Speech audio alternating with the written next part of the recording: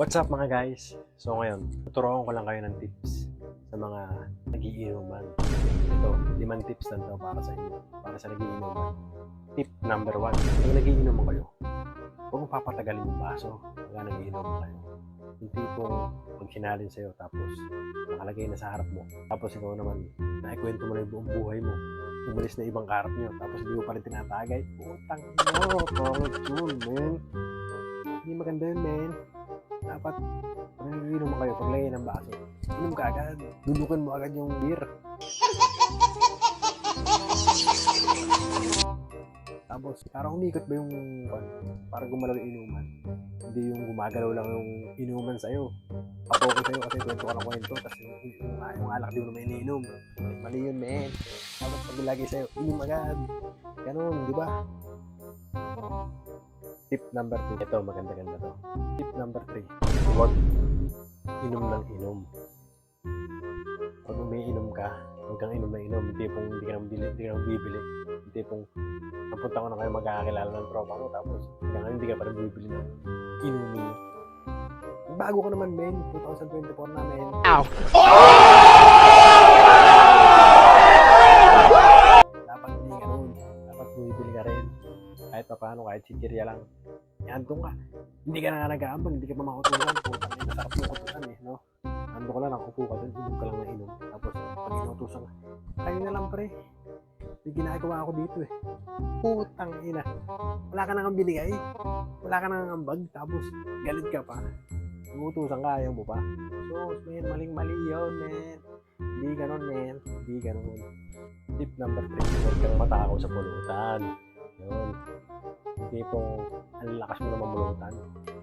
Yung ibang kasama mo, hindi na makakain kasi ubos na pulutan.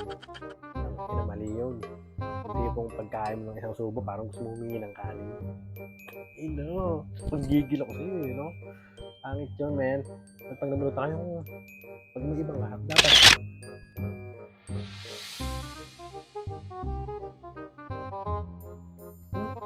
parang tikim ka lang, ano? Parang ayaw mo muna kumain. Parang hindi pa rin kumain na ako eh.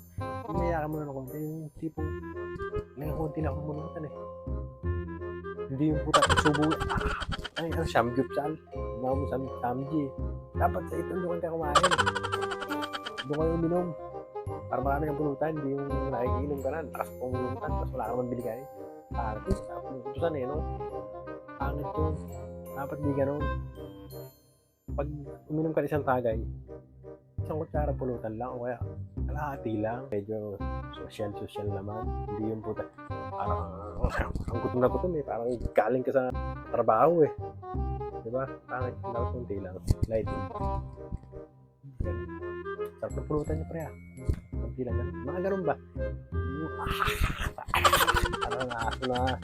Sus, mali yun. Diba? Tip number 4 to. Paalam ka pag uuwi ka. Hindi tipong iihi ka lang tapos uuwi ka na pala. Ang inapangit yun ah. Siyempre mga tropa mo, nag-aalala din niya sa'yo. Iniisip din niya kaligtasan mo. Tipong mawawala ka na lang bigla. Tapos umuwi ka na pala. Paano kung may nangyaring masama sa'yo? Parang kung naglag ka sa patubig, nalaglag ka sa kanal. Kinusisihin ng magulang mo. Siyempre mga kainuman mo. Patay ka, din binantayan si ganun, din binantayan si ganun.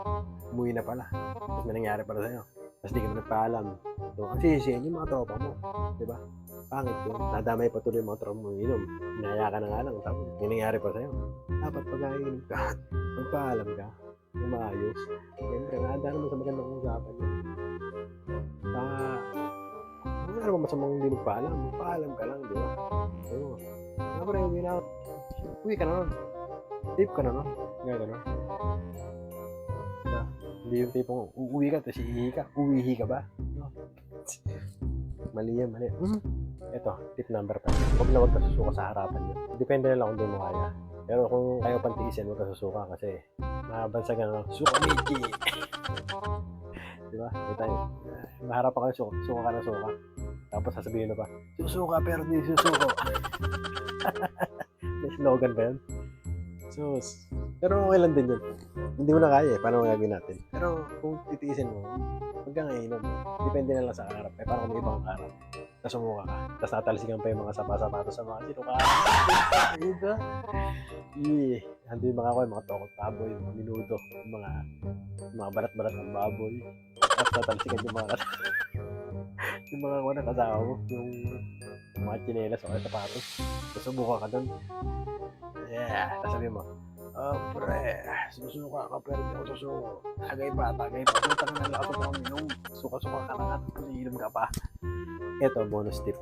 Ikaw, pagka inaya ka ng tropa mo, halimbawa, yung tropa magaling sa ibang bansa, inaya ka ng tropa mo, minum. Siyempre, matagal lang hindi nagkikita eh.